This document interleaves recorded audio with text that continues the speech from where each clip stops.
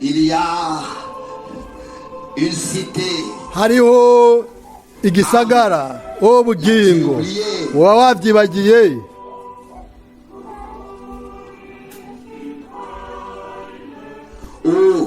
Où tu es en refuge warose ubuhungiro éternellement dans le repos. bw'ibihe bidashira mu buruhukiro Là où les flèches aho du malin imyambi y'umubi n'atteignent pas. itagushikira Par le sang de Jésus, kubw'amaraso ya Yesu les portes en perles te sont ouvertes. imiryango y'ibirezi yakugururiwe nuzu no munsi uzimuhira Reviens, nugaruke uzimuhira reviens nuze à la maison. uzimuhira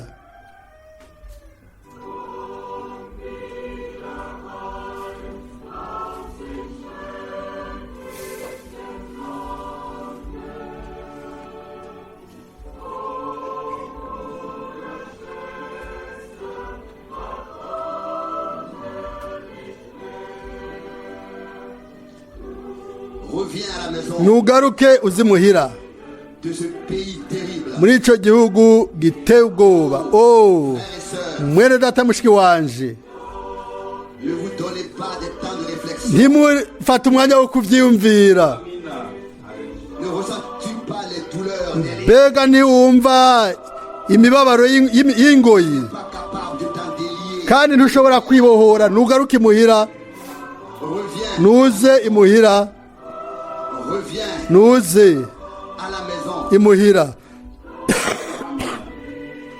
Reviens ugaruke à la maison. imuhira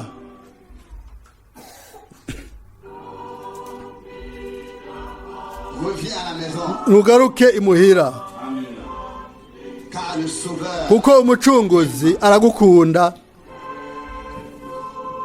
si tu t'inclines, niwunama il n'y aura plus de reproche. nta kintu co kukurega kizoba kikihari Lui qui aime pardonner, ukunda guharira amakosa yawe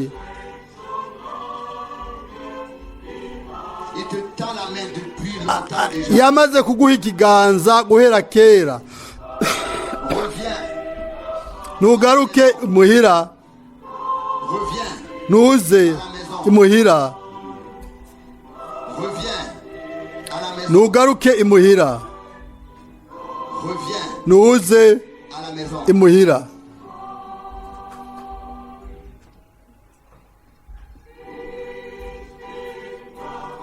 Je suis à la maison. jewe ndi muhira Dans le Père, c'est si merveilleux, glorieux. ahantu h'ubwiza Là, je n'ai plus de nostalgie. hariya nta nkumbu gifise mu mutima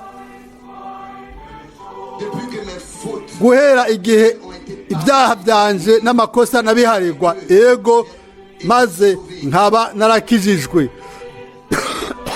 je marche par la vie, toujours. ngenda iminsi yose nezerewe mfise umunezero Reviens, nk'ugaruka ataye muhira reviens, garuka maison. muhira Reviens, garuka maison. imuhira Reviens nugaruke à la maison. imuhira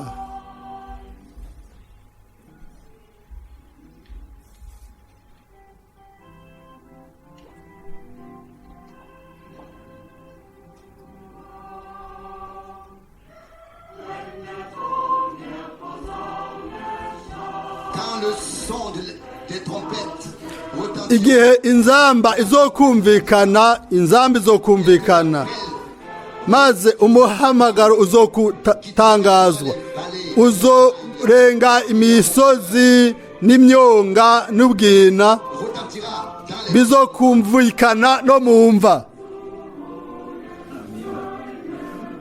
car l'époux kuko umukwe azoza gutora umugeni wiwe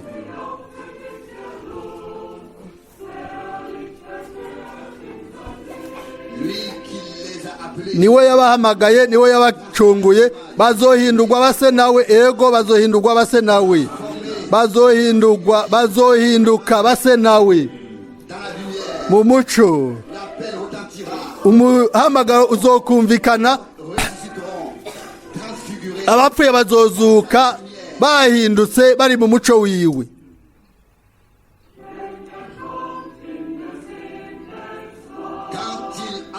igihe azoserukira aje ari mu ijuru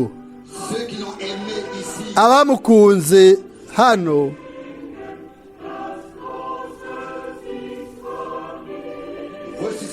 bazozuka igihe umubiri n'ubugingo bizohurira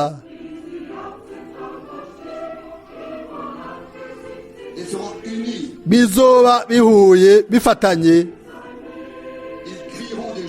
bazoririmba n'umunezero bari imbere yiwe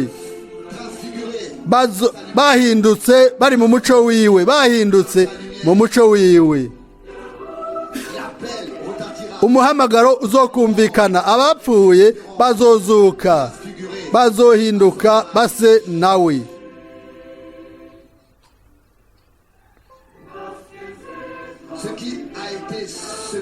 ibyabibwe mu ntege nke kizozuka mu bubasha amen umucunguzi abacunguwe bazoririmba mu kuku munini cyane igihe igitondo kizoseruka maze umunsi w'izahabu kazoba userutse bazosemerera n'umunezero nta gutandukana kuzoba kukihari bahindutse basa nawe mu muco wiwe bahindutse basa nawe mu muco wiwe bahindutse basa nawe mu muco wiwe umuhamagaro uzokumvikana abapfuye bazozuka bazohinduka mu muco wiwe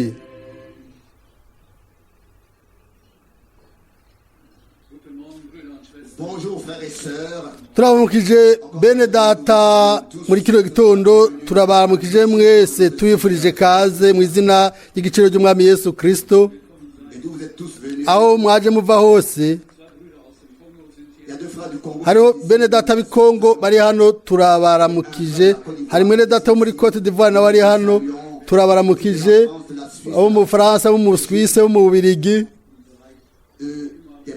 mu bihugu byo mu rurimi rw'ikidage aho twaje tuturuka hose twese dufise icyifuzo kimwe dufise intumbero imwe no kugira umwimenyerezo n'umwami umwe wese akamugiramwo umwimenyerezo hama tukazobana nawe mu bwiza umwami ashobore uno munsi kuduhezagira mu mwuzuzo w'ubuntu bwiwe singomba kwibagira kuramutsa abariko barakurikira kuri interinete kuko ino ntangamarara iratangwa ikibiriraho ntitugomba kwibagira abariko barakurikira ntaco bitwaye aho ijambo ryose rija rizokora igikorwa ryatumwe gukora kuko imbuto nziza izokwama itanga ivyamwa vy'uko biri kandi umusaruzo wari munini cyane ndafise ubushizi bw'amanga ko umwami ashobore by'ukuri kuduhezagira mu mwuzuzo ubuntu bwiwe no musi turaza kugira no igikorwa c'umubatizo ugomba kubatizwa inyuma ya kino gikorwa turaza guhamagara imbere abantu bose bagomba kubatizwa turagomba gutangurana n'indirimbo 27 muri kino gitabo nivyo ko Yesu yapfiriye ibyaha byanje inomero 27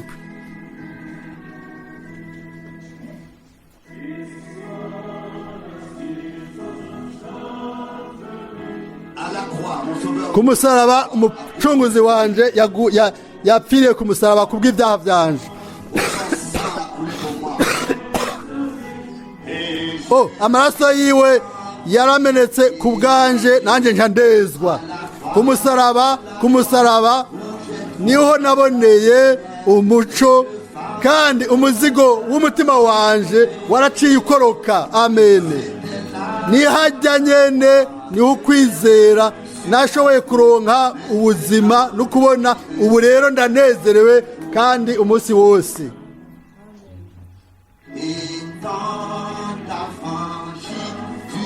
Yarakubohoye agukura mu byaha,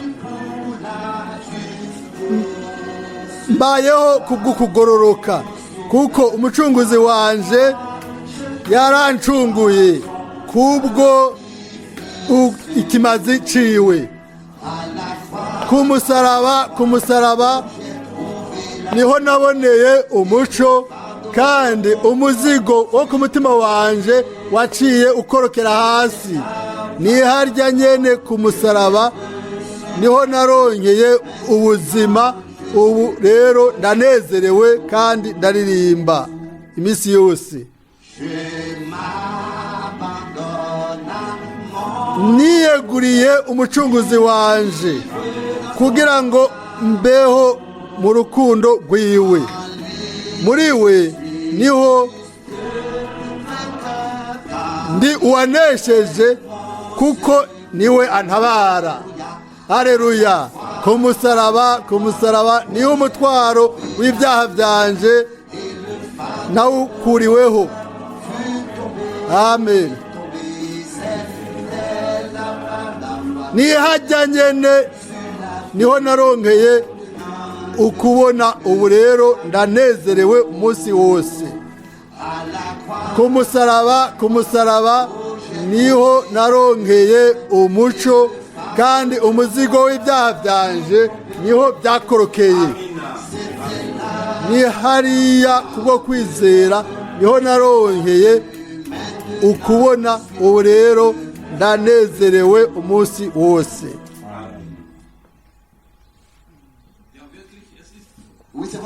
Yego niko bimeze. Ni ku musaraba niho igitondo cyaserutse ku bwanje. Twari mu mwiza, twari mu mwijima, twazimiye, ariko yaraje ngo aducungure, adusohore, adukure mu mucanga w'ibyaha, ngo adushire mu nzira y'ubugingo bitujana mu bugingo budashira. Hamwe n'amosozi yanje sinorishe ibyaha byanje, ariko mwami unyemere nk'ukundi. Yaratwemereye uko twari turi, ariko ntitwagumye kuko twari turi, kuko twarahindutse, twavutse ubwa kabiri. Uko rero mwami unyemere, mwami Yesu, nico mfise conyene. Ikimazi kimwe conyene ico twazanye ni twebwe ubwacu kumwiha wese, kandi yaratubohoye, yaraducunguye. Turagomba kuririmba 19.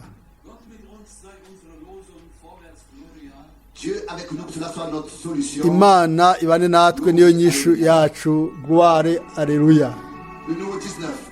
19. Ikimenyetso c'intsinzi kiriko kirakaka mu ijuru. Igitsibo c'ubwiza kiriko kiraboneka imbere y'amaso yacu. Ndaje ngwane, kandi niko umwami Yesu atubwira twese. Ego mucunguzi wanje, ndagusavye, ndakwinginze, ndiko ndagwana, ndi ku mavi. Umwansi naho yokora amarorerwa, umwami Yesu ni wadutabara. Ntidutakaza ivyizigiro, Kristo ari kumwe natwe. Amen. Ndaje nimubandanye mugwana, kandi niko umwami Yesu atubwira twese. Ego mucunguzi wanje, ndakwinginze ndagusavye ndiko ndarwana nanjye ndi ku mavi amen.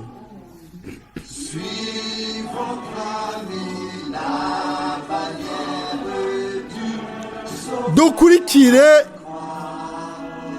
intsinzi y'umwami Yesu Kristo ku musaraba. Aleluya. Kandi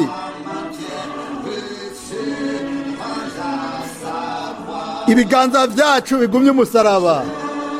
Ndaje nimubandanye kandi kugwana niko umwami Yesu atubwira twese. Egome mucunguzi wanje ndakwingize nanje ndiko ndagwana ndi ku mavi.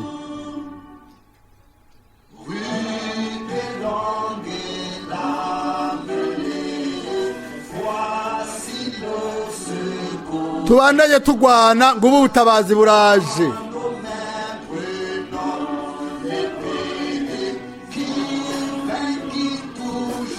Umwami wacu yamanesha imisi yacu imisi yose. Ndaje nimubandanye mugwana niko umwami Yesu atubwira twebwe twese. Ego mucunguzi wanje ndakwinginze ndiko ndarwana ndi ku mavi. Ndaje nimubandanye mugwana niko umwami Yesu atubwira twese. Egome mucunguzi wanje ndakwinginze ndiko ndarwana ndi ku mavi. Murakoze. Ibi ntibibe gusa indirimbo ariko bibe mu mitima yacu, bibe bishinze mu mitima yacu. Imana kumwe natwe bibe inyishu yacu. Nimurabe igitsibo c'ubugingo kije kudusanganira mu shikame. Haleluya. Igice ca nyuma ngo muba bizigirwa kandi muhumurizwe kuko ndaje vuba niko umwami wacu Yesu avuga mu gihe cacu. Ibiriko bira biruhande yacu nibimenyetso bitwerekana yuko ukugaruka k'umwami kutigeze kuba hafi nkuko biri uno munsi. Yego niko bimeze. Udufate utwishireko niyo nyota dufise ashobore wenyene ubwiwe kuba muri twebwe. Abakiri bato abakuze nta numwe akuwemwo mu myaka, ariko umwe wese yemeye izina ry'umwami akatabaza akizwe. Mu Zaburi 103 nagomba gusoma ijambo kuko twaje kugira ngo tuzanire amashimwe n'ubwiza no gusengwa ku mwami. Zaburi 103. Mutima wanje himbaza Uhoraho, namwe ibimbamwo byose mushime muhimbaze izina ryiwe ryera. Mutima wanje himbaza Uhoraho, ntiwibagire ibyiza yakugiriye byose.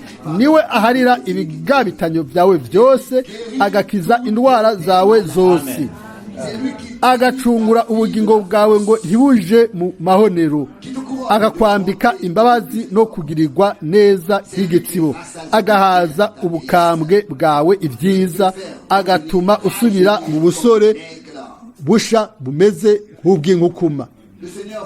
Uhoraho akora ibyo kugororoka, agacira imanza impazwa indwi. Yamenyesheje Mose inzira ziwe, ibikorwa vyiwe yabimenyesheje Abisirayeli. Uhoraho yuzuye imbabazi n'umunyabuntu, ateba kuraka, agira ikigongwe cinshi. Tazokwama ahama, ntahorana uburake imisi yose. Ntiyatugiriye ibihwanye n'ibyaha byacu, ntiyadusubije mu nkoko ibihwanye n'ibigabitanyo byacu. Oya oya. Nk'uko ijuru gitanguye isi, niko ikigongwe agirira abamwubaha kingana.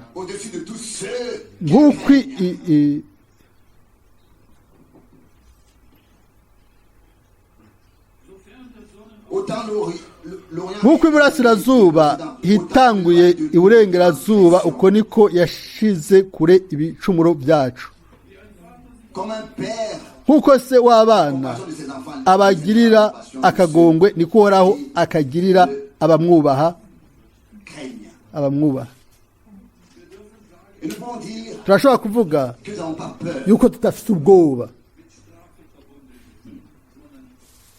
car kuko peur ubwoba liée à la condamnation, bufatanye no gucirwa kw'iteka ariko mu gutinya umwami nous le craignons. turamwubaha turamwubaha nk'uko twabisomye hano S'il nous traitait comme iyo adukorera nk'uko ibyaha byacu byari biri twese tuba twarazimiye ariko haravugwa ngo oya oya ariko nk'uko ijuru ryitangiye isi niko ubwuntu bwiwe pour ceux qui le craignent. uri hejuru kumwubaha nk'uko iburasirazuba hatandukanye n'iburengerazuba niko ibyaha byacu abishyira kure cyane mu murongo wa 11 na 12 turashobora kuvuga Pas seulement le croire, si ukubyizera gusa mais alors le savoir, cyangwa kubimenya mu mutwe mais profondément, ariko mu mutima wacu bwina turazi tuti naracunguwe il m'a délivré, yarambohoye Amen.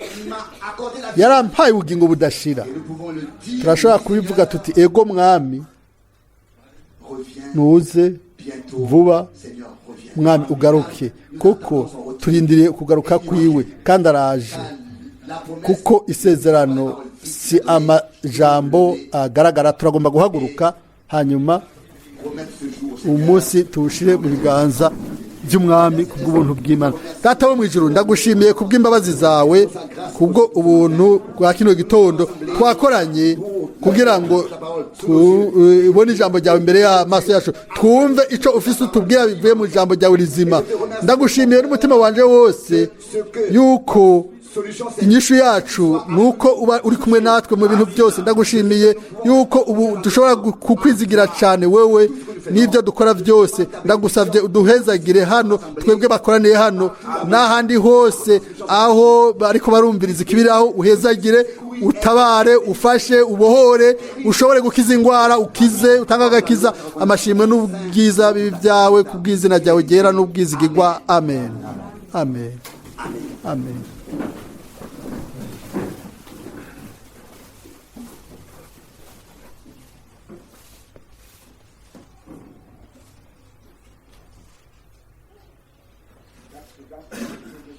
Que nous n'avons pas seulement chanté cela, mais ntitwaririmbye gusa ibyo ariko kandi turashobora kubibamwo ni hamwe na yesu niho ngomba kuba ingenzi hamwe nawe niho nsohoka n'umunezero n'ibyo nibyo byiza turashobora kugendana nawe umunsi wose isaha yose cet après-midi encore, kuno muhingamo kandi turazi yuko atari kure mais kandi turamufata mu ijambo ryiwe no mu masezerano nk'uko yabivuze ngo aho babiri cyangwa batatu bazoba bakoraniye mu izina ryanje nzoba ndi hagati yabo et nous voyons turabona yuko ari hagati yacu turabyizera kandi twizera yuko ari hagati yacu twebwe turenze babiri cyangwa batatu nicyo gituma twizera n'umutima wacu wose mbega turafise ingorane zo kwijera oya turazi ko ari hano kandi ko aza kuduha umugisha mwinshi twese turakeneye umugisha w'Imana kandi twese turakeneye amajambo yo mu ijambo ryiwe ryera ry'igiciro ndateza kuvuga yuko twumvise amajambo menshi y'Imana twaravuze cyane ubutumwa twarasomye turashobora kandi kubandanya gusoma Imana yaduhaye ibintu byinshi nta bukene buhari ntidukeneye kuvuga ibintu bihambaye oya turashobora kuza iyo dukoranye gutyo hanyuma tukamuha by'ukuri ibyubahiro no kumusenga n'amashimwe ndibaza ko ari byo bizoduha umunezero sinzi nimba ibyo bitatuhaye umunezero none ninde bizoha umunezero bakundwa twarabivuze ejo abantu batizera baranezerwa iyo bagiye kuraba umupira w'amaguru bakanezerwa cyane mbega twebimeze gute bakundwa bene data n'abashiki bacu by'ukuri twagomba kuba ariho turi n'ibintu byose biri muri twebwe iyo igikorwa cy'Imana kiko kiraba iyo dusoma ijambo ry'Imana iyo turirimba indirimbo z'amashimwe iyo dushobora gusenga yaba twateza kuba ariho turi ibyo bari nk'uko twaba twaje kuguhamba oya twaje kugira ngo duhe imana amashimwe y'indirimbo tumubwiye tuturakoze mana yacu. Naribaza ko Mwene Data Frank aza kuza gusoma ijambo, ubu rero ntarashika, kumbure araza kuza, ariko ijwi ryanje nari nzi yuko aza kuza, ariko imbere yuko dusenga reka dusome ubutumwa bwiza bwo muri Matayo. Muri Matayo turamaze kubyumva bivugwa, ino minsi twokwifuje gusoma kandi iyi mirongo umwami wacu iyo yavuze hano. Turazi yuko ijambo ryiwe ari ego kandi ari amina. Ibyo kandi biza gusohoka tumaze kubisoma. Dusome Matayo 24 guhera ku murongo wa 29, mirongo mikeyi. Matayo 24 umurongo wa 29. Hanyuma yayo marushwa y'ico gihe, uwo mwanya izuba rizocura umwiza, n'ukwezi ntikuzoba kucaka umuco wako, n'inyenyeri zizokoragurika zive ku ijuru, n'ivy'inkomezi byo mu majuru bizonyiganyiga. N'amajambo umwami yacu yavuze, turazi ko yabivuze rero ibi bizosohoza. Ntidukeneye kubaza ngo ni ryari bizoshika mu gihe cyavyo, kuko ivyo byaravuzwe, yarabivuze. Ijambo ry'Imana ntiryigera ribesha, ni iry'ukuri. Twoshobora kandi gusoma ku muhanuzi Yesaya, tukabandanya gusoma tuti eheraba ibyo umurongo wa 30 uvuga. Matayo 24 umurongo wa 30. Buri kimenyetso cy'umwana w'umuntu kizobonekera ku ijuru, n'amoko yose yo ku isi azoboroga, bazobona umwana w'umuntu aje mu bicu byo ku ijuru, ari n'ububasha n'ubwiza bwinshi. Mbega amajambo y'ubwiza! Bene data n'abashiki banje, ndizera yuko iyo dusoma amajambo nk'aya umutima wacu uranezerwa. Siko bimeze? Koko n'umwami wacu yabivuze, ibyo biteza gushika. Kumbure ntitwo kwibaza nido ingene bizosohoza, ariko turazi yuko ibi bizosohoza, kuko umwami wacu yarabivuze. Kure ku murongo wa 31 haravugwa, azotuma abamarayika biwe n'ijwi rirenga ry'inzamba bakoranye abatoranijwe biwe bave mu birere bine, guhera ijuru ritangurira kugeza iyo rirengera. Ingene ari vyiza, azokwegeranya ubwoko bwiwe, azobahamagara nk'uko bivugwa hano. Mbega ubwiza! Sukoni murashobora kwigira ko turazi ico ivyo bisobanura. Umusukoni, ibi byagenewe Isirayeli, niho ngo mwigire ku musukoni, ngo mwigire ku musukoni. Iyo amashami atanguye kumera, amababi akaza, muca mumenya muti ishirirageze. Twaragize amahirwe igihe twari muri Isirayeli kuraba icari c'umusukoni. Imbere yaho ntibyashoboka, ntitwari tuzi n'umwe, ariko twarize kumenya icari co hariya. Hariho haravugwa umurongo wa 33, nuko namwe nimwabona ibyo byose bishitse, muze mumenye ko ari hafi ku rugi.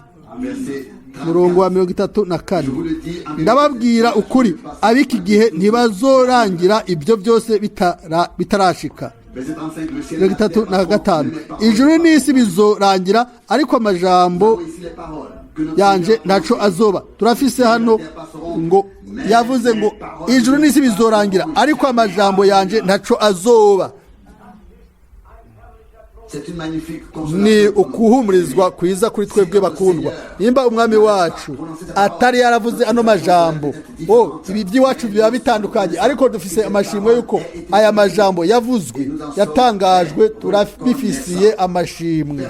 Nta muntu n'umwe yoba azi uwo munsi. Ni ku murongo wa 36, ariko umunsi canke isaha ntawubizi, niyo boba abamarayika bo mu ijuru. Biratangaje bene data, muri no minsi muramaze kubyumva, kumbure ivyo byaramaze gushika mu matwi ya bamwe benshi barazi ibihe barazi n'isaha barazi umwaka ariko hano umwami avuga ati uwo munsi niyo saha nta muntu n'umwe abizi mbere n'abamarayika bo mu ijuru mbere n'umwana ariko data wenyine.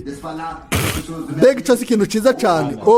ese ingene ari byiza ko tudakeneye kwishimikiza ibyo abantu bavuga cyangwa ibyo abagabo bibaza ariko ko dushobora kwishimikiza ijambo ry'Imana yacu. bene data n'abashiki banje ibi biradukomeza, ibi biraduha kuba abashize amanga. ni ukuri ni inzira iyo dushobora kugenderamwo kuko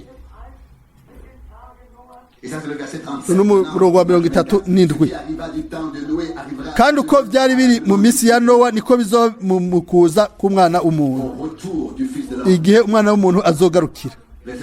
38 kuko ariko bari bameze mu minsi umwuzure utari bwatere, bararya baranywa barongora barashingira bageza ku munsi Nowa yinjiye muri bwa bwato, ntibagira ico bamenya kugezaho umwuzure waziye ubatwara bose.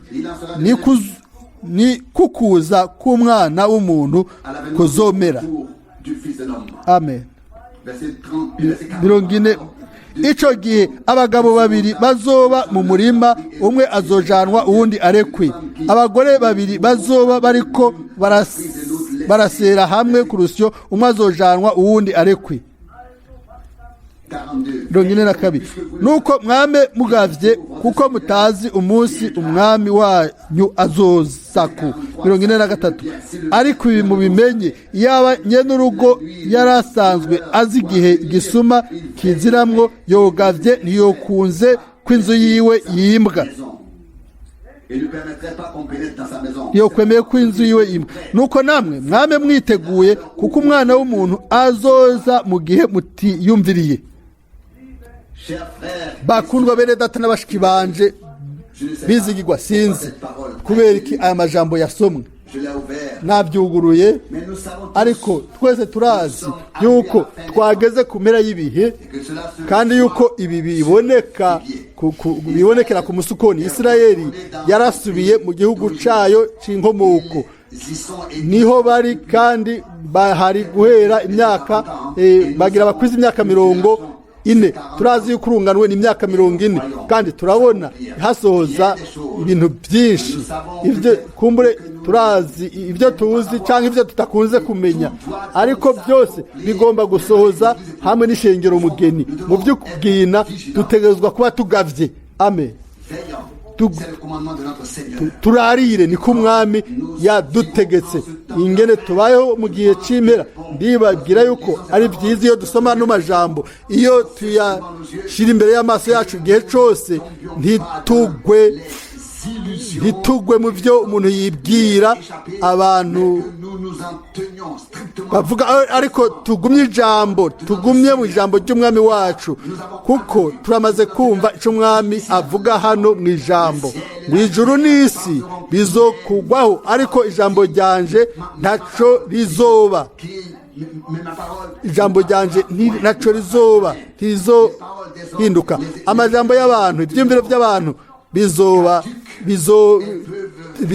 bizota igihe mbere, barashobora kubyambika bakabisiga neza n'ubwenge babiteguye, ariko ntibizohagarara. ijambo ry'Imana niryo rizoshikama, rizokwamaho. ibyo yavuze bizosohoza. nicyo gituma bakundwa bene data n'abashiki banje tugomba kuba twiteguye, tube twiteguriye isaha zozira. Amen.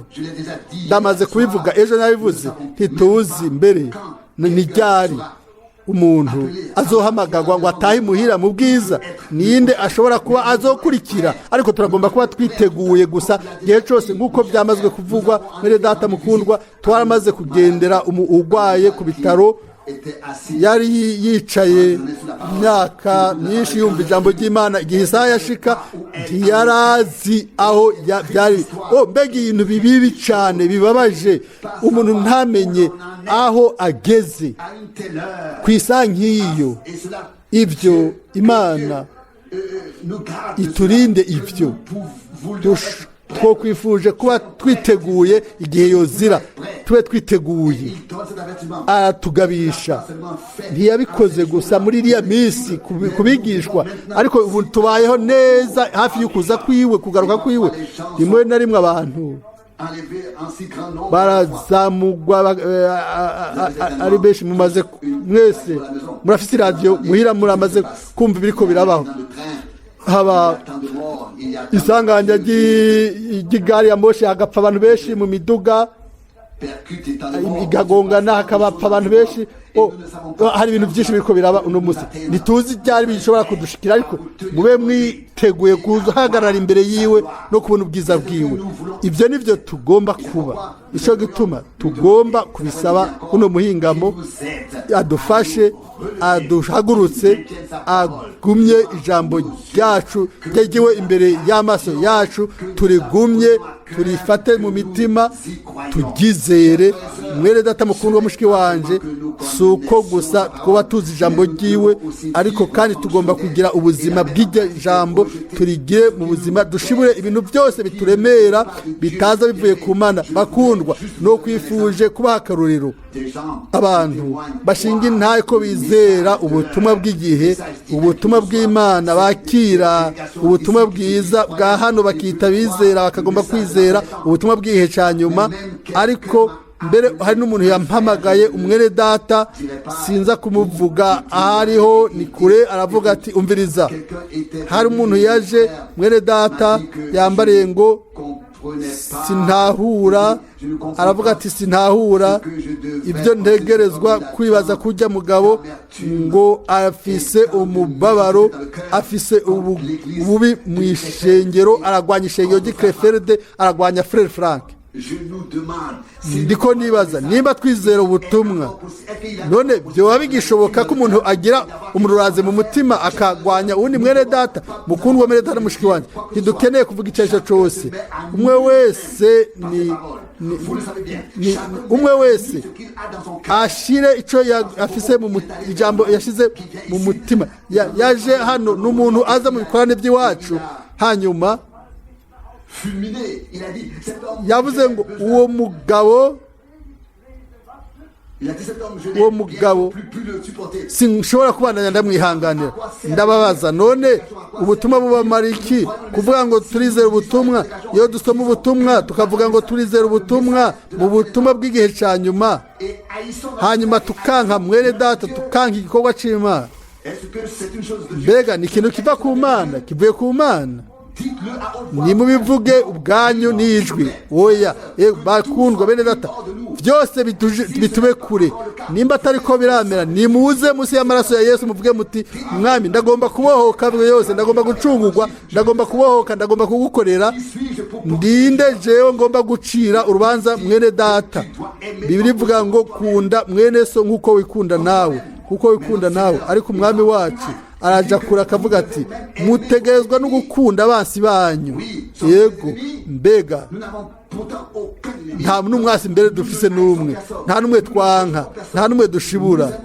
Dukunda bose, barashobora kuza, baragomba kugira ubufatane hamwe natwe. Bakundwa bene data n'abashiki banje, ariko iyo wumva ibintu nk'ibyo, uwo muntu yambwiye, uwo bwingo yambwiye ati, sinshobora gutahura ingene hashobora kuba ugwanko n'ububi mu muntu avuga yuko yizera ubutumwa bw'igihe cya nyuma.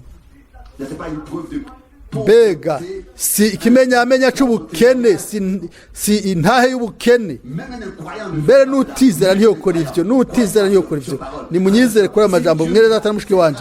Nimba Imana yatugiriye ubuntu muri no minsi, ndagomba kubisemera, kandi tugomba kwidegembya kuri ivyo vyose, tubohoke kuri ivyo bintu byose ku bw'ubuntu bw'Imana. Nimba hakiriho ukuvugana nabi nukurementaniriza, ari abantu bateza kuvuga nabi cyane, bakavuga bibi, murabizi ni ikintu kibi, ico umuntu kimutegekaye. Iyo ni daimoni ibakoresha, ibahumekera, mukaba mutegerezwa kubikora. Ni mpemu zaje ku bantu zikabangisha ijambo ry'Imana n'ubutumwa bw'Imana. Ngivyo uko biri bene data na bashiki banje, ariko Imana irafise ubwoko, izokwama ifise ubwoko gushika kumpera. Bakundwa, azojana nabo abamesuye impuzu zabo mu maraso y'umwagazi bakaguma bamatanye n'ijambo ryiwe. Bakundwa, ibi byaratunyiganyije igihe twumva bene data Branham bivuga, nabisomye abantu abasigwa ba nyuma bo mu bihe by'iherezo ngo abanyabinyoma bazohaguruka ari benshi bakora ibimenyetso n'ibitangaza. Ikibazo no kumenya, mbega turabamenya gute? Turamenya ni yuko atari beza, tubamenya gute? Ntidushobora tubasuzuma n'amajambo y'Imana, n'ijambo ry'Imana.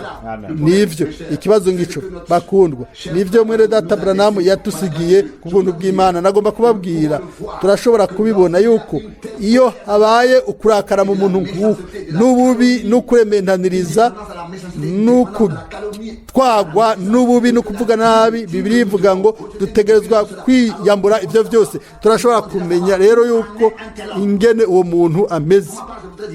Ku ruhande rwanjye nagomba kuvuga yuko tudashaka gucira kwiteka umuntu n'umwe n'uwo muntu, oya, kuko turazi yuko umwe wese azo kwishura imbere y'Imana, ntihagire wihenda. Umwe wese azokwishura imbere y'Imana nzima, kandi ukumaramara kuzoba guhambaye kuri bamwe. Bazovuga bati, Mwami, mbega ntitwakoze iki mu izina ryawe? Ntitwakoze iki mu izina ryawe? Mwami azobabwira ati, munje kure mwese abakora ivyo kugabitanya.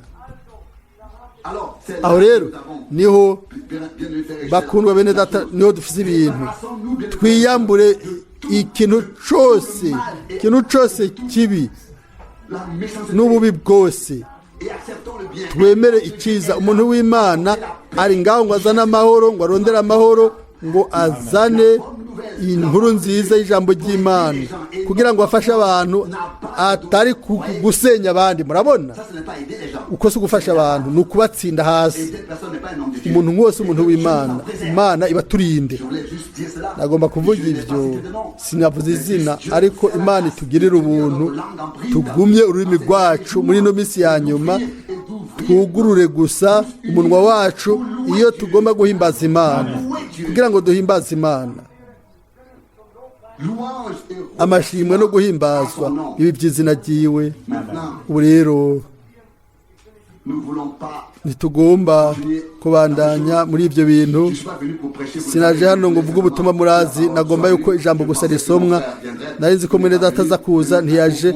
Ubu rero reka Imana yacu tuyihe amashimwe, tuyihe ubwiza umwami wacu. O Mana yanje, Data wo mw'ijuru, tuje ukundi gusha twese hamwe imbere y'inyonga zawe, nk'uko twabikoze ejo. Uno munsi Mwami, ibihe byose turashaka kuza imbere yawe kuguha ibyubahiro n'amashimwe. Mwami, ndagushimiye ko tuvuganye natwe muri ino minsi, ko waduhaye umwidegembyo. Mwami, waraducunguye n'amaraso yawe. Mwami, waratwogeje, turabawe Mwami, mu bihe no mu bihe bidashira. Mwami, ndagusavye uze hagati yacu kuri no muhingamo. Mwami,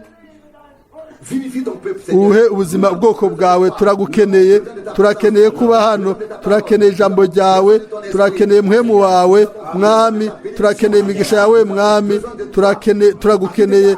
O Mwami, o Mwami, niwakire amashimwe, ugusengwa mu mitima yacu no mu minwa yacu, twebwe twese. Mwami, ugusengwa n'ubw'izina ryawe ryera. O Mwami, tugirire ubuntu, imitima yacu n'imwemu zacu zuguruke izina ryawe. O bwiza, o aleluya, bwiza n'ubw'izina ryawe. Aleluya, aleluya, ubwiza, aleluya, ubwiza, aleluya. Amen, amen, amen. Ubu rero Mwene Data Frank yaje, sinari nzi ko aza kuza. Ubu noneho yashitse, arashobora kuvuga n'ijambo ry'Imana. Ego biraryoshe gushobora kumva mu cumba cyo ku ruhande. O mbega ubuntu, mbega amahirwe. ce que les hommes ntituri ico abantu batugira, nous sommes. twe turi ico Imana yatugize. Cela reste vrai. Ibyo biguma ari iby'ukuri ibihe bidashira. Et si nous savons, Niba tuzi nous ivyo, remercions le Seigneur pour cela. dushimira Imana kubw'ivyo uko bimeze kose. Ce que les hommes Ibyo abantu batuvuga ko ntaco bitwaye, ibyo mbere biratunezera kuko turazi yuko tuba turi ku nzira nziza. ce n'est pas, je n'ai pas pu m'en réjouir aussi Sinashoboye chaleureusement. sinebwa binezererwa imbere nk'uko bimeze ubu. Igihe cyo gufata ingingo carashitse, Chacun prend sa umwe wese afata ikibanza ico Imana yamugeneye, chacun umwe wese en fait son propre lit. akora igikorwa, umwe wese afata ingingo aho agomba kuba. Qui peut le changer? Ninde ubihindura? Imana nta n'umwe ifata ku gakanu imubwire ngo utegerezwa. Nous laisse libre. Iturekera umwidegemvyo, Il nous met ariko idushira mu mutima qui nous est destiné. icyatugenewe Nous désirons. nivyo twifuza. Heureux les hommes. Harahiriwe abantu Dans le cœur, abo mu mitima yabo une caverne de voleurs. batari abambuzi, batari abicanyi, ariko mu mutima nk'uko Imana igomba, nk'uko byavuzwe De David, tu es kuri Dawidi ngo afise umutima nk'uko Imana igomba. Ni Imana ubwayo yabivuze. Iyo Imana ivuze ivyo ni ivy'ukuri 100%. Nous sommes reconnaissants Dufise amashimwe namaze kumva ejo iziriki de si merveilleux témoignages. intahe nziza cane yuko Imana A fait ici ce yakoze muri ino misi yacu, que je m'en suis intimement nanje nabinezerewe cyane. Imana yakoze ibihambaye muri bino bikorane. Ndibaza yuko ibintu byakoretse igorogota ntibyigeze biba ibitomoye hagati yacu nko muri ino minsi. Mwene Data yarasenze kugira ngo Kristo nous soit présenté comme le crucifié. tuzomwerekwe, tuzomuhabwe nk'uwabambwe kandi dufitiye amashimwe. Paul dit que Pawulo si avuga je me ati glorifie, nimba no je kwishimagiza me glorifierai de no ce que le Seigneur kwishima kubwo umwami ari we imbabazi kandi ko Kristo yapfuye yadupfiriye. Je voudrais lire très brièvement Agomba gusoma imirongo mike yo muri Bibiliya, hanyuma nagomba kwifatanya n'ibyavuzwe. tout d'abord Bwa mbere Luka 21 murongo wa 34. 21 verset 34. Luka 21:34. Vous-même de peur que vos cœurs ne s'allument. Mwirinde ubwanyu imitima yanyu ntiremerwe no kurya no kudandahirwa no kunywa Souci de la vie, n'imyitwarariko w'iby'ubu bugingo, là, ne vous tombe dessus à l'improviste comme un piège. kugira ngo uwo munsi ntubaze ko giturumbuka nk'umutego. Twumvise Mwene Data avuga ko dutegerezwa kuba twiteguye. Faire référence à l'écriture. Hisunzwe ibyanditswe, turabwiwe hano ngo mwirinde ubwanyu Afin que vos kugira ngo imitima yanyu soient pas ntiremerwe par les excès no kudandahirwa du manger et du no kuboregwa et les soucis de la vie. n'umwitwarariko w'iby'ubu bugingo. Birashobora gushika yuko ibintu by'umubiri byo ku isi Des bénédictions spirituelles bitwima imigisha y'imhemu, accaparent tellement qu'elles bikadutwara, bikatunyikiza, ne mangeons pas et ne buvons pas Oh. normalement, mais que nous ntitube tujya cyangwa ngo tunywe bisanzwe ariko tukarenza urugero. Ibyo navyo iceba umuzigo ku buzima bwacu. Ibintu by'umubiri birashobora kugira inkurikizi mbi cyane mu bintu by'imhemu ku buryo tutoshobora no kubipimanya. mais si nous devons Hano tugomba kugaba rero twese hamwe, umwe wese se produire, alors tout le monde ibyo rero nibyaba, umwe wese araza gufashwa, umwe wese azoba yakubuye imbere y'umuryango wiwe, imbere y'inzu yiwe. Hano ahari heza, hajya heza, hose ari heza, amabarabara yose azoba akubuwe imbere y'umuryango n'umwe wese. a été bien nettoyé. Byose byakubuwe, umwe wese akitwararika iwe. Ngo nuko rero mwirinde mwebwe ubwanyu kugira ngo imitima yanyu ntiremerwe no kurya cyane no kuboregwa n'imwitwarariko by'ubugingo. ibi bintu bibiri bya mbere birashobora kugira inkurikizi mu buzima bikima ubuzima bwacu bikatubuza gutera intambwe.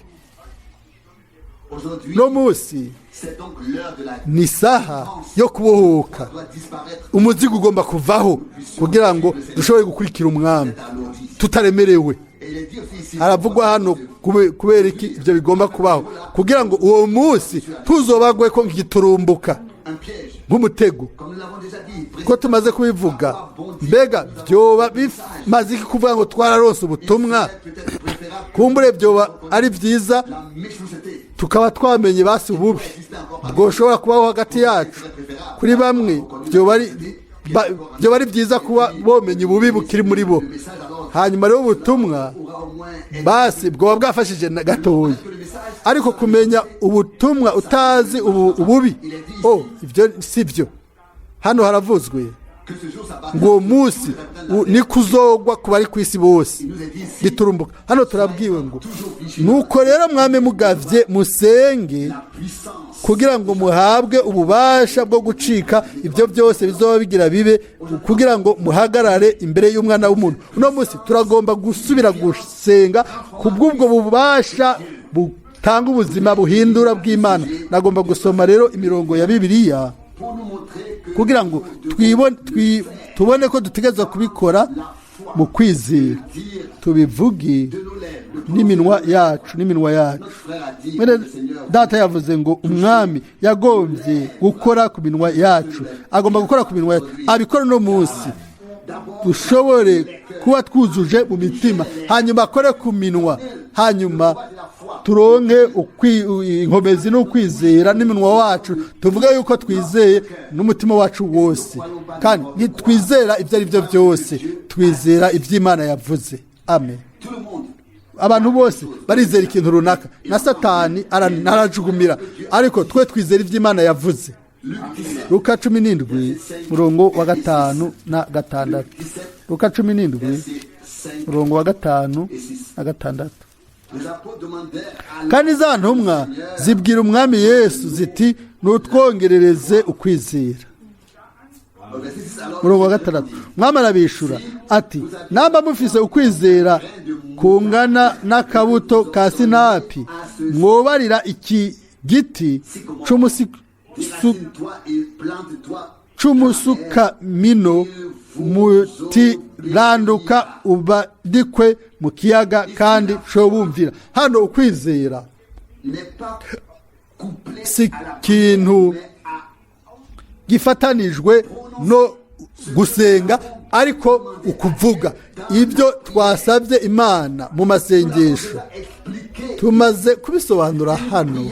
Isengesho ryonyene rimeze nk'umuntu aterera urusenga mu kiyaga, ariko hanyuma ntasubire ngo arukwege akabigurugumiza mu mazi. Isengesho ritegerezwa guherekezwa n'ikintu, ni ukuvuga yuko icyo twasabye dutegerezwa kubivuga, kubitangaza n'ukwizera uko Imana yamaze kubikora. Amina. Aho rero tuzobihabwa. Ndagomba gusoma ivyo kugira ngo ibi navyo bibe bitomoye kuri jewe nanje ubwanje. Ndasoma umurongo wa 5.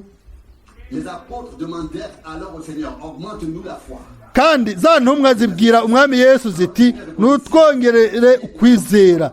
Umwami arabishura ati namba mufise ukwizera kungana n'akabuto ka sinapi. Bampaye Mwene Data yampaye imbuto z'akabuto ka sinapi. Birawaje ko ndazifise hano. Akabuto kari burungushuye, nta hantu woronka kifuruka. Imana yashize kwizera kw'ijambo ryayo mu mitima yacu. Ibyo birashobora, kandi nubwo ko bari gato kiburungushuye ego gameze neza. Rero nitwavuga mu kwizera ico umwami yashize mu mitima yacu, tumaze gusenga amaze gusenga de notre cœur yashize mu mitima yacu la foi en ce que nous lui avons demandé. ukwizera ibyo twamusabye ibyo rero bitegerezwa gushika Si nous le prononçons ainsi, iyo twabivuga tukabitangaza hano haravugwa ici le verset, c'est si vous aviez de la foi comme un grain de moutarde et que vous ordonniez à ce sycomore de rester umurongo wa gatandatu plante-toi dans la mer et il vous obéirait. umwami arabibwira ati namba mufise ukwizera kungana n'akabuto ka sinapi mwobarira iki giti c'umusikoni mutiranduka uje mu kiyaga kandi co bumvira Qui est écrit dans Matthieu 24, si byanditswe gusa muri matayo 24 21 ku byerekeye impera y'ibihe na Isirayeli amajambo y'Imana yose ni ay'ukuri amasezerano yose na yacu turashobora kwizigira Imana nta na kimwe ikura mu ijambo ryayo ibyanditswe vyera n'ivyo titugwa jambo ryose ni ukuri kw'Imana kw'intakuka turashobora kukwizigira de Marc, muri Mariko au chapitre mu 11, gice ca 11 la parole bien connue ijambo rizwi neza que l'ange du Seigneur iryo umumarayika w'umwami yabwiye Mwene Data Branham neza neza nk'uko devait appeler à l'existence. yagomba guhamagara ibintu bitariho imbere Mariko 11 umurongo wa 20. Or, le lendemain matin, bukeye kare kare bariko barahita babona wa musukoni l'arbre dont ils virent le figuier desséché depuis, babona wa musukoni Pierre se souvint wahereye ku mizi wakabiranye et lui dit, Rabbi, petero yibutse aramubwira ati mwigisha wa musukoni wavumye wakabiranye Jésus lui yesu aramwishura arababwira ati mwamane ukwizera Imana vérité, ndababwira ukuri celui yuko umuntu wese yobwira uyu musozi ati entre toi shinguka utabwe mu kiyaga et si nous ntabikekeranye mu mutima mais croire ariko akizera yuko ico avuze gikorwa azokibona de vous tous mwumve mwese neza mwumve neza akizera yuko ico avuze arrive, il le verra aussi accompli. azokibona gisohoza La prière isengesho n'ukwizera de paix. birabangabanganye Et ensuite, il faut hanyuma birakwiye yuko umuntu agira prononcer, de dire intege zo kuvuga no gutangaza ivyo aba yasabye Imana mu masengesho ivyo mu kwizera akabisaba mu kwizera yizigiye Imana kandi convaincu. afise ubushizi bw'amanga mu mutima ko Imana yishuye amasengesho yacu turabitangaza turabivuga dufise ubushizi bw'amanga ko Imana imaze kwishura amasengesho yacu nimba iyo mvugo ibyo tuvuze mu kanwa kacu uko kwatura n'umunwa yuko twizera n'umutima wacu wose bitabaye aho hari ikintu kiba kibuzo haba habuze inkomezi zikomeye zitobora ntidushobora kubanda turashika ahantu runaka tugaca duhagararaho nyene ikundi guca tugahagararaho oya tugomba kunyengetera tukabandanya ukwizera n'ukwizera kwinjiye mu mitima yacu kubw'ijambo kugira ngo dushobore gusaba ibintu ivyo twe twamaze guhabwa twasezeraniwe n'Imana amina mu by'ukuri ntidusaba n'ikintu na kimwe tugomba gusubira guhabwa oya dusaba gusa ibyo twamaze guhabwa amina Au lieu de mu kibanza cyo kwikuza imbere y'umwami nk'abantu preneurs, nous sommes toujours de vieux mendiants et le Seigneur basegerereza ba kera umwami akagomba kwihebura hamwe namwe akavuga ati none ni kugeza ryari muzoba abantu basega namaze gusohoza vyose namaze kubaha vyose narabacunguye nabahamagaye mu mazina yanyu c'est tiré de Jean. biva muri Yohana 17. Cela s'applique Ibi pourtant si bien à ce que nibyo neza nivy'Imana yakoze hamwe natwe Yohana 17 verset umurongo wa 14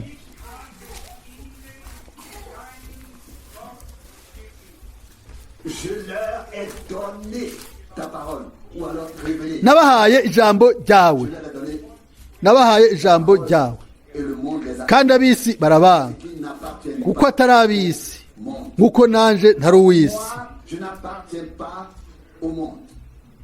nk'uko nanje ntari uw'isi singusaba ngo bakure mu isi ariko ngo barinde wa mubi.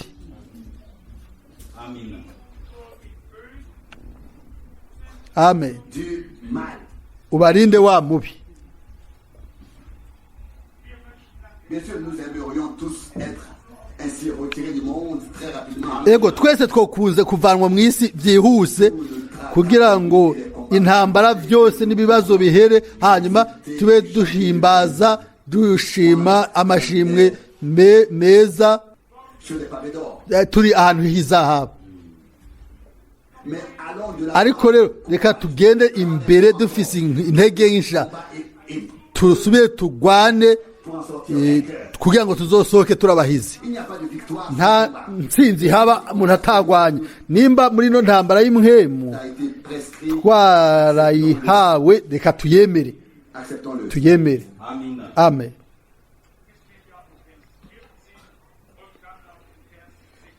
Je me suis particulièrement intéressé au jewe ni na umurongo wa 14 wa nawe twararitse n'umurongo wa 26.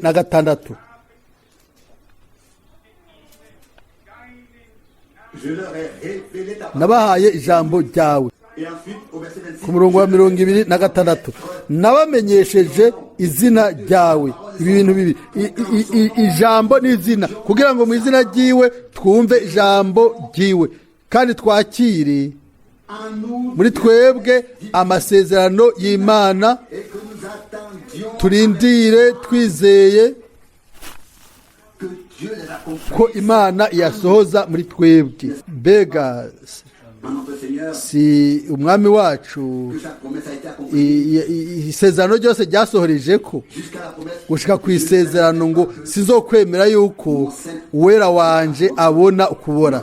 Mwami wacu était mort. yarapfuye ariko nubwo biri uko ni muzima. Haleluya. Qui peut comprendre, Ninde yotahura ibyo byose? qui peut le comprendre. Ninde yobitahura? Il était pourtant écrit Ariko hari handitswe ngo sinzoreka ngo uwera wanje abone ukubora. nous savons Turazi yuko nyuma y'iminsi les 3 compositions commencent. ukubura guca gutangura. Et déjà donc Mbere il devait donc ressusciter yategezwa rero kuzuka muri iyo minsi 3. Hanyuma abahinga bariko baraharira ngo mbega yabambwe ryari yazutse ryari, quand a-t-il été crucifié. mbega yabambwe ryari hanyuma azuka ryari. Ibyo birateye ubwoba. Chacun en discute. Umwe wese na harira uko agombye. Ndazi ko umwami wanje yarabambwe nk'uko ibyanditswe bivugwa, nk'uko byanditswe Corinthiens, mu Bikorinto ba mbere 15. Ndizera kandi nk'uko byanditswe ku murongo wa 3 et quand il est ressuscité, ngo yazutse mu bapfuye ku munsi ugira 3. ce qui est écrit Ndizera ibyanditswe muri Yohana 20 ngo kuri uwo munsi wa mbere w'iyinga. Haleluya. Ingene ari byiza gushobora kwizera n'umutima wawe wose. Ego amashimwe no guhimbaza bivu by'umwami. je m'abstiendrai de tout. Ndiyubara kuvuga ibintu byose ndafite amashimwe ku by'Imana yakoze. Yaduhishura ijambo ryayo, yaduhishura izina ryayo. Ubu rero naho iragomba guhishura ububasha bwayo, ububasha bwo kuzuka. Qu'il accorde sa grâce afin Tugire ubuntu kugira ngo imitima yacu ntiremerwe n'ibintu by'inyuma. de penser Rimwe na rimwe turashobora kwibaza tuti ego ni ubw'inyuma, ariko ibyo iby'inyuma bishobora kugira ni nakaga. Nico gituma dutegerezwa kuba maso kugira ngo imitima yacu ntiremerwe n'ibyo bintu. et demander à Dieu Dusaba Imana de tout mettre sous ibintu byose ibishire munsi y'ibirenge byo kwizera kwacu. Ibintu byo umuntu wese agomba kuba yiteguye igihe umwami azozira azobe uko nyene imbere y'Imana avuga ati mwami naje ubwanje ndagomba gufata ibyo bintu byose bije munsi y'ibirenge byanje mu kwizera ungerera ubuntu bwo kubikora. il peut alors Kandi birashobora gushika yuko pierre d'achoppement qui se trouve ibitsitaza biba imbere yacu biba indava z'ibirenge byacu tukaduzwa hejuru tutagwa. Icagezwe kidasanzwe kiri ku bana b'Imana. Umwe muri bo murashobora gusoma muri Petero ubwiwe ngo abatizera babonye umwami aba ibuye ry'igitsitaza, urutare rugwisha. Mu kutizera kwabo baratsitaye baragwa, bamuguyeko. Haravugwa ngo uwo ibuye rizogwako rizomuvunjavunja, baranyereye baragwa. Petero avuga ati twebwe, kuri twebwe abizera, ibuye abubatsi bagaye ryabaye irigumya imfuruka,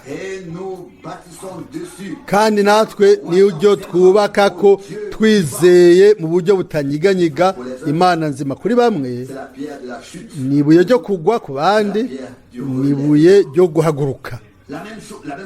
Ikintu kimwe, mwami umwe, ninde yobitahura? Kuri bamwe ni akamote k'ubugingo, abandi ni agacugu k'urupfu. Bamwe babwirwa agakiza, abandi babwirwa gucirwa kw'iteka.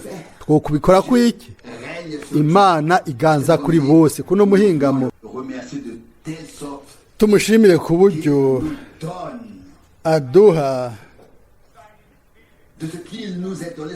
yaduhaye ijambo ryiwe n'ukugomba kwiwe, ko yaduhishuriye ibyo agomba, ijambo ryiwe byagomba, amabanga yiwe, izina ryiwe n'ububasha bwiwe. Mbega ni iki ataduhishuriye? Ni iki cagumye kinyegejwe?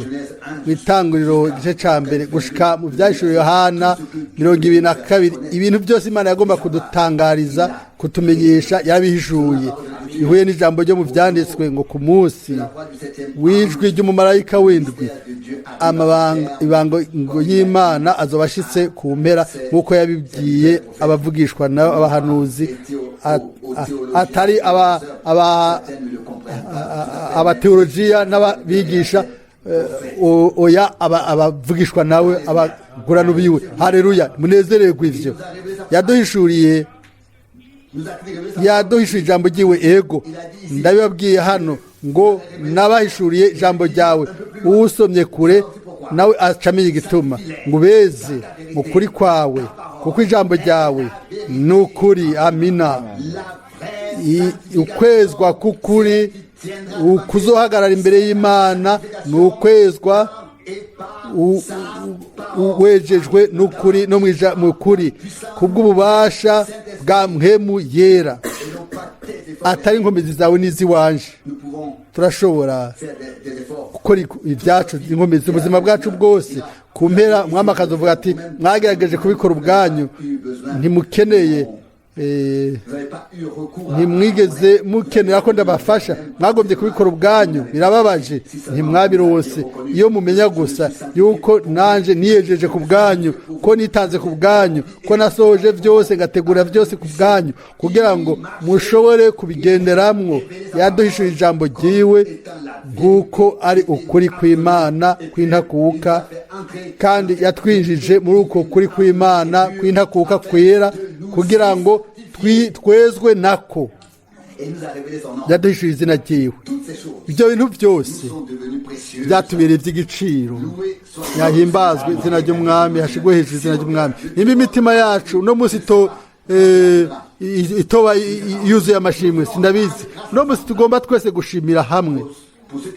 Ku bantu batabizi, reka ndabibasomere. Twe hano ntidufatanye n'isaha, oya, ijambo, kandi ijambo ry'ibihe bidashira. Reka ndondere hano mu Baroma haranditswe ahantu runaka ngo bahuje umutima n'inama baha amashimwe umwami. Ni mu Baroma igice ca 15 murongo wa 5 na 6. Abaroma 15 guhera ku murongo wa 5. Ariko Imana itanga ukwihangana no guhumurizwa, ibahe guhuza imitima yanyu nk'uko Kristo Yesu agomba, kugira ngo muhimbaze n'umutima umwe n'akanwa kamwe imana y'umwami wacu Yesu Kristo niyo se. Donc pas en filaine. Donc pas en marchant atari kugenda nk'ibinyoni byitwa oya n'amasengesho y'abantu oya mwese murazi la marche des soirs. ingeri ibyo binyoni bigenda kimwe inyuma y'ikindi ntibigenda ari bitatu oya kimwe ibindi byose inyuma bikagira umurongo umwe ariko nitwashika mu nyonga y'Imana tukibwira tuti mu gihe cy'i Yerusalemu bari 120 hanyuma 300 hama 5 iyo bose bagomba gusenga muri gahunda bose bari bati mwaramuse Imana yanje imyaka 100 yari guhera oya ntibishoboka. Igihe dukoranye imitima yacu iraka twumva ijambo imitima yacu bayuzuye amashimwe twese turagomba guha Imana yacu amashimwe abereye nitutabikora amabuye acabikora niko umwami yavuze kiriya gihe Imana ishobora kubyura abana ba Aburahamu muri ayo mabuye. Igihe amashimwe yari ari menshi cyane bavuga ngo hozana umwami nihahimbazwe wewe igihe havugwa hozana mu izina ry'umwami abari bafise mu maso biraburaniwe bavuga ati mwigisha ntihumva ibyo byose bivugwa hariya avuga ati haranditswe ngo mu kanwa k'abana mu kuba ari ku mabere niho niteguriye amashimwe nubwo twa tukiri ku mabere mu buryo bw'imhemu nimwumve hagaragara kuri bose nubwo twa turi abana nabo niba turi abana b'Imana tuzosunikirwa gushimira Imana mu mitima yacu. Mbega hokogwa yokora isumba icyo yakoze ibisigaye byo gukogwa bibaze tegurwa imbere y'amaso yiwe twe no kurindira gusa ko ivyo biga ifatika c'Imana. Uno musi twizere isezerano ryose nk'uko umuririmbyi yabivuze avuga ngo umufatire ku ijambo ryiwe umwizere wizere isezerano ryose umufatire ku ijambo. Amaze gusenga no kwizera maze ukwizigira Imana kube guhambaye cyane dusunikwe namwe tuvuge ibyo twasavye tubitangaze tubivuge tuvuge tuti mwami wamaze kubimpa hanyuma ibyo bizoca bihishurwa kubw'amashimwe n'ubwiza bw'Imana. Amen. Turahaguruka dusengere hamwe. Data wo mu ijuru ndagushimiye n'umutima wanje wose kubwo ukuba hano kwawe kugaragara. Dushinga intahe n'akanwa kacu ibyo twizera n'imitima yacu yose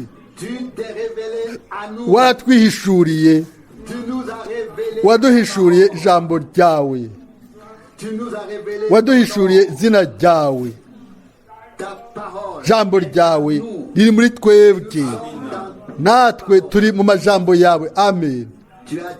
Wavuze kera ti jewe muri bo nawe muri jewe kugira ngo twese tube umwe. Amen.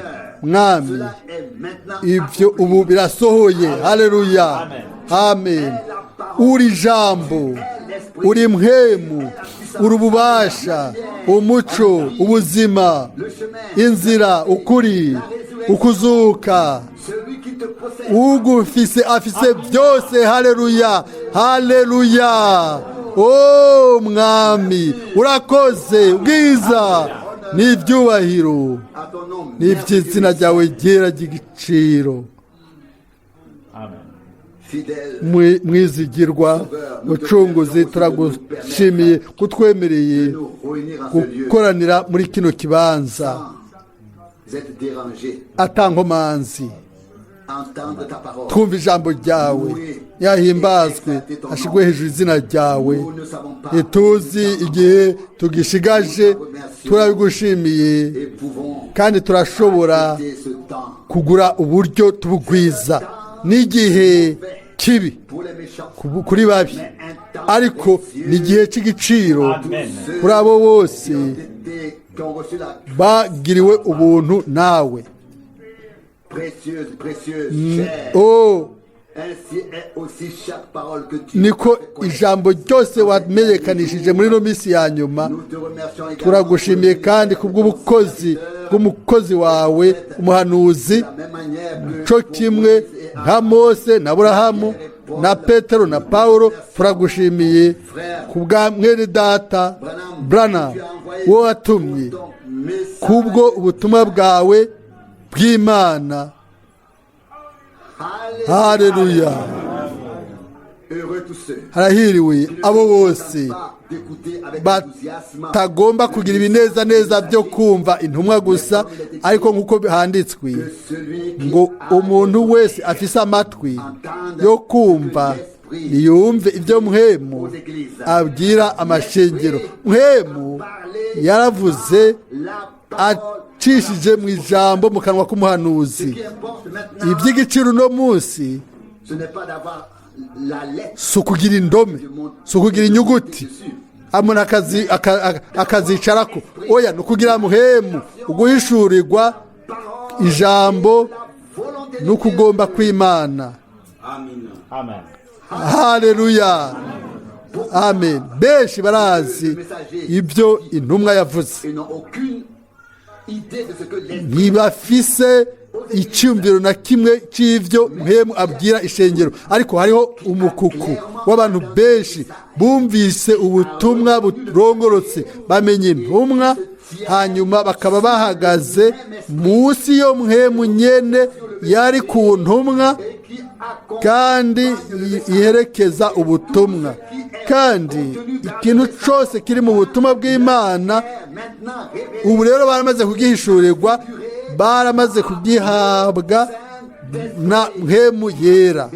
Uko niko tuzoshobora gushikira kugira ubumwe mu kwizera connaissance, no kumenya umwana w'Imana. Haleluya. gloire et Ubwiza n'ibyubahiro à notre Dieu. ni iby'Imana yacu. Tels sont les véritables Uko niko abana b'Imana b'ukuri bari, conduits par les barongorwa na Muhemu, conduits dans barongorwa mu kuri kose. nous pouvons Turashobora répéter gusubiramwo et le dire souvent. tukabivuga kenshi ibyo Mose yavuze, tugasubiramo ibyo Mose n'abandi bose bavuze, n'ibyo Mwene Data Branham yavuze.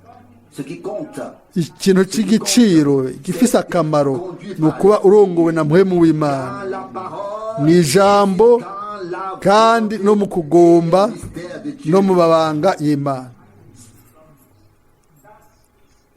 Ça, c'est le chemin Iyo niyo nzira qu'empruntent les vainqueurs. abahizi bacamwo. Amen. C'est le chemin Iyo niyo nzira abahizi bacamwo. Ufise amatwi yo kumva niyumve que l'Esprit ico Muhemu dit au abwira amashengero. celui qui vaincra. Uzonesha Dira de azoragwa ivyo vyose. ils ont vaincu Baranesheje bw'amaraso y'umwagazi kandi kubw'ijambo ry'intahe yabo. Haleluya, amen. la parole Ijambo a été donnée ryaratanzwe, au troupeau racheté par le sang. ryaha umukuku wanesheje kubw'amaraso. Iryo jambo yabaye intahe yabo. Intahe yacu si iyacu, ni ijambo ry'Imana ryahishuwe na Muhemu yera. Jésus a dit alors, Yesu yaravuze kiriya gihe ngo inyigisho yanje ntiva kuri jewe, ariko iva ku wantumye, et celui kandi qui fera sa volonté uzokora ukugomba kwiwe azomenya yuko iyo nyigisho de Dieu. iva ku Mana. C'est encore le cas. Niko bikimeze n'uno munsi. Ce n'est pas notre Si inyigisho yacu ni notre canke parole. amajambo yacu, La parole de Dieu ni ijambo ry'Imana, ni inyigisho y'Imana, est transmise nibyo byahawe ubwoko bw'Imana kubw'ijambo. et nous en sommes reconnaissants. Turabifitiye amashimwe. Alléluia. Haleluya, Alléluia. haleluya. Gloire et honneur Ubwiza n'ibyubahiro à notre Seigneur iby'umwami wacu dans l'éternité. mu bihe bidashira. Lui seul est digne. Wenyine ni wabereye. Turaririmba ako karirimbo. Tu es digne. Urabereye, Tu es digne. urabereye, Tu es digne. Oh, urabereye o mwami de recevoir kwakira amashimwe n'ubwiza n'ibyubahiro et adoration, no gusengwa reconnaissance. no gushimwa Remerciement. Tu es gushimirwa urabereye mwami